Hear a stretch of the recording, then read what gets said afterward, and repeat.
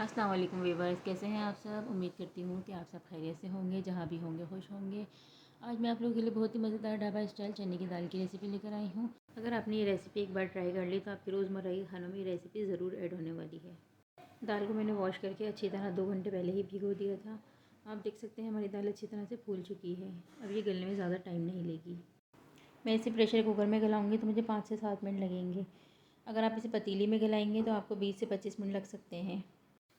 अब हम कुकर में दाल ऐड करेंगे और बाउल को अच्छी तरीके से साफ़ कर लेंगे। अब मैं इसमें 1/4 टीस्पून सॉल्ट ऐड करूँगी, 1/4 टीस्पून हल्दी ऐड करूँगी, 1/4 टीस्पून पिसी हुई लाल मिर्च ऐड करूँगी ताकि हमारी दाल में एक अच्छा सा जायका आ सके। अब दाल अच्छी तरीके से चलाएंगे ताकि हमारे मसाले अच्छे से मिक्स हो सकें। अब कुकर को बंद करके इस पर वेट रखेंगे और इसे 5 मिनट के लिए पकने देंगे। जब तक हम अपने इंग्रेडिएंट्स की तरफ चलते हैं।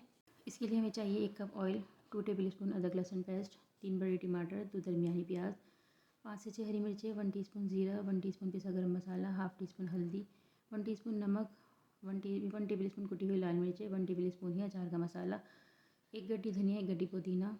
प्याज को हम स्लाइसेस में कट कर लेते हैं। टमाटर को रफली चॉप कर लें। हरी मिर्चों को मोटा मोटा कट कर लें। जब तक हमारी दाल भी अच्छे से गल चुकी है। दाल मेरे पास 250 ग्राम थी।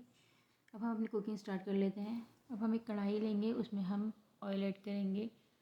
ऑयल को हम अच्छी तरह से गर्म करेंगे। इसमें हम प्याज ऐड करेंगे। प्याज को हम अच्छी तरह से फ्राई करना है कि इस पर अच्छे से लाइट गोल्डन कलर आ जाए। जब हमारी प्याज फ्राई हो जाए तो इसमें हम ज़ीरा ऐड करेंगे, अदरक लहसुन ऐड करेंगे। अदरक लहसुन को अच्छी तरह भूनेंगे कि अदरक लहसुन की अच्छी सी खुशबू आने लगे। अब हम इसमें कटे हुए टमाटर ऐड करेंगे। टमाटर को अच्छी तरह से मिक्स करने के बाद इसमें हम नमक ऐड करेंगे, हल्दी ऐड करेंगे, अचार का मसाला ऐड करेंगे, कुटी हुई लाल मिर्च ऐड करेंगे। ये चारों मसाले डालने के बाद हम टमाटर को अच्छी तरह से चलाएंगे और उसको ढककर पकने देंगे। जब हमारे टमाटर अच्छी तरह गल जाएंगे तो इसे मैश कर लेंगे और अच्छी तरह से मसाला हम भून लेंगे। जब हमारा मसाला अच्छी तरह से भुन जाए और इस पर ऑयल ऊपर आ जाए तो हम इसमें दाल ऐड करेंगे। आप देख सकते हैं यहाँ पर मैंने दाल में थोड़ा सा पानी छोड़ा है क्योंकि मुझे दाल थोड़ी सेला सेला चाहिए। अगर आपको दाल भुनी हुई चाहिए तो आप यहाँ पे पानी बिल्कुल ड्राई कर सकती हैं। अब दाल को अच्छी तरीके से चलाने के बाद इसमें हम कटा हुआ हरा धनिया ऐड करेंगे, कटा हुआ पुदीना ऐड करेंगे, पिसा हुआ गरम मसाला ऐड करेंगे, हरी मिर्ची ऐड करेंगे। तो लीजिए हमारी ढाबा स्टाइल अचारी दाल रेडी है। अगर आपने अब तक मेरे चैनल को सब्सक्राइब नहीं करा है तो प्लीज़ चैनल को सब्सक्राइब करें, वीडियो को लाइक करें और बेल आइकन को दबाना ना भूलें। इससे मेरी आने वाली हर वीडियो का नोटिफिकेशन आपको मिलता रहेगा। ये रेसिपी आप ज़रूर ट्राई कीजिएगा। इंशाल्लाह ये रेसिपी आपको बहुत पसंद आएगी। अल्लाह हाफिज़।